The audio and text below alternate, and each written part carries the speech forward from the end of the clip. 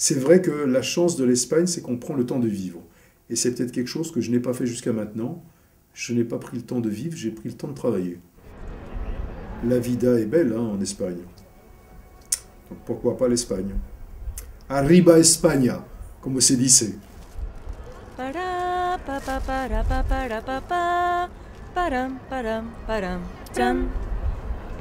Donc pourquoi fait-on des châteaux en Espagne? C'est la question que je me suis toujours demandé. D'où vient cette expression avoir ou faire des châteaux en Espagne?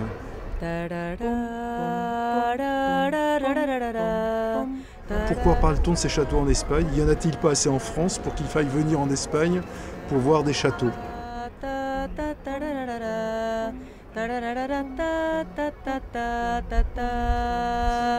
Le pied, el pied, les oreilles, los orejas ou las orejas. La langue, chez nous, relève d'une stratégie de survie. Mon père répétait « faut voyager ». Et pour voyager, il fallait savoir parler.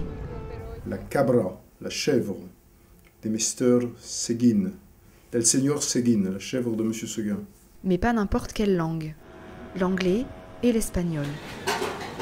Il y a de très jolis mots, par exemple, la grossesse, ça se dit el embarazo. Ça, c'est des mots qui sont très intéressants. Ou par exemple, la maladie, c'est el enfermo. J'ai donc appris l'espagnol et je me suis retrouvée à chanter la version espagnole de J'ai oublié de vivre de Johnny Hallyday lors de la kermesse annuelle. La terre promise ne se trouvait donc ni en Allemagne, ni en Pologne, mais en Espagne.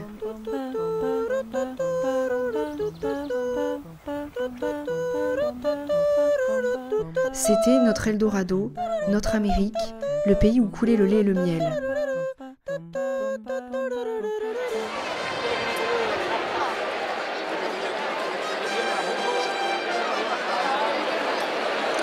Oh, il est manso, il veut pas attaquer. Ah, ça y est, il a couru. Oh là là, olé. Ouais.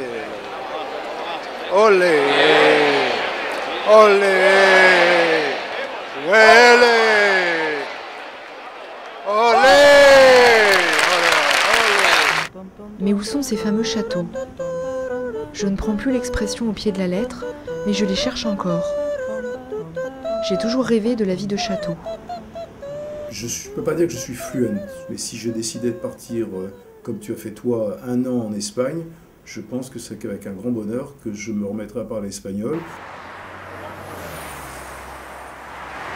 À force de chercher des châteaux en Espagne, j'ai atterri dans une cité universitaire en bordure d'autoroute. J'aurais peut-être dû faire allemand. Pourquoi je disais que ma valise est toujours prête?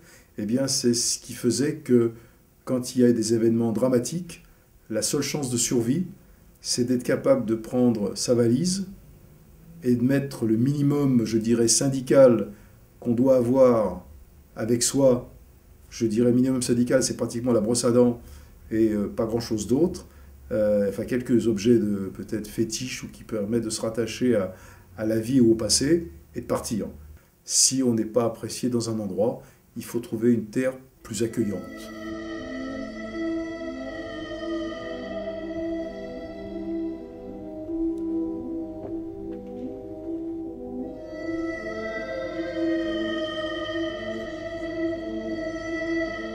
Ah, j'adore quand il fait chaud. C'est pour ça que l'Espagne pourrait être intéressante pour moi. J'adore les pays chauds.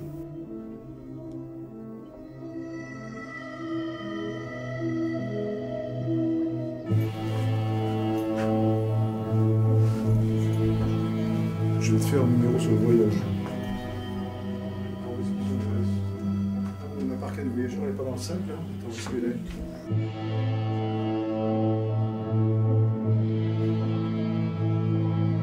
Et alors, il se règle de façon extraordinaire. Tu vois mon chapeau de voyage.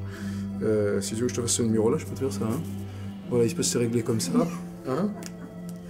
Je peux t'expliquer pourquoi. Et donc, ma chemise, alors attends, où est-ce qu'il y a mon passeport et ma carte bleue? Voilà, et là, tu me vois quasiment en tenue de voyageur. Attends, papa, je fais un plan large.